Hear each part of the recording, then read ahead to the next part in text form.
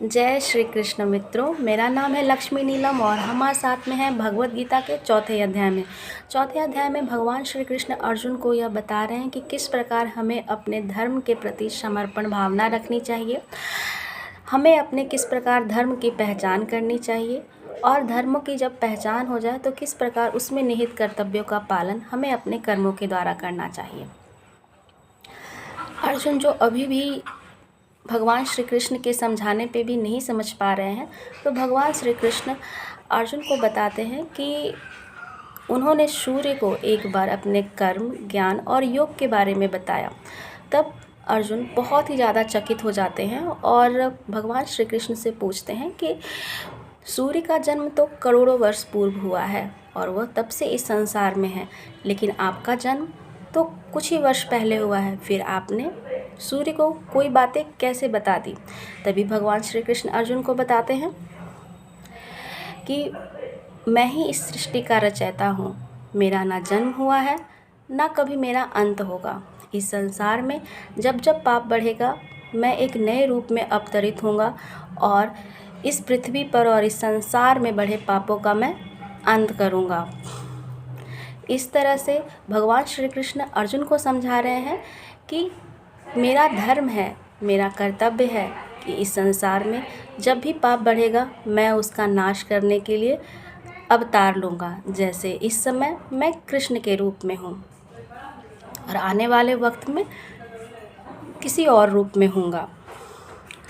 तो जब भगवान श्री कृष्ण धर्म की बात कर रहे हैं, उसी वक्त अर्जुन कहते हैं कि भगवान हे केशव, मेरा धर्म क्या है, मैं कैसे अपने धर्म को पहचानूं। तभी भगवान श्री कृष्ण कहते हैं कि हे पार्थ, व्यक्ति किसी के धर्म को नहीं मान सकता, व्यक्ति किसी के बताने पे किसी के धर्म का आचरण नहीं कर सकता, व्यक्ति अपने धर्म का निर्माण स्वयं करता है। यहाँ पे भगवान श्री कृष्ण क्या कहना चाह रहे हैं, धर्म का अर्थ क्या है यहाँ पे। धर्म का अर्थ यहाँ पे कतई भी किसी संप्रदाय से नहीं है। जैसे हम लोग आम तौर पे ये जानते हैं कि हिंदू, मुस्लिम, सिख, ईसाई ये धर्म है, लेकिन ये धर्म नहीं है, ये पंथ है। ये किसी समुदाय के बारे में बता रहा है। धर्म का अर्थ होता है कि जो हम करना चाहते हैं, हमारे लिए क्या महत्वपूर्ण है, हमारे समाज में हमारा दायित्व क्या है, उसी के अंतर्गत ये धर्म आता है। जैसे पुत्र का धर्म, पिता का धर्म, जैसे किसी राजा के लिए राजधर्म। तो धर्म जो होता है व्यक्ति खुद निर्धारित करता है कि उसका धर्म क्या है। भगवान श्री कृष्ण बहुत ही एक सुंदर से उदाहरण से अर्जुन को समझाते हैं कि एक गांव में एक व्यक्ति रहता था और वह व्यक्ति के पिता जो थे वो बहुत ज़्यादा बीमार थे और वो अंतिम सांसें ले रहे थे और पानी की बूंदों के लिए कराह रहे थे। वहीं दूसरी तरफ उसके गांव में बहुत ही लूटपाट मच रहा था और एक लड़की को एक डाकू उठा के लेके जा रहा था। अब तुम बताओ इस समय उस व्यक्ति का क्या धर्म होगा, वह व्यक्ति क्या निर्णय लेगा। क्या वह अपने मरते हुए पिता के पास पानी लेके जाएगा या फिर उस लड़की को बचाएगा।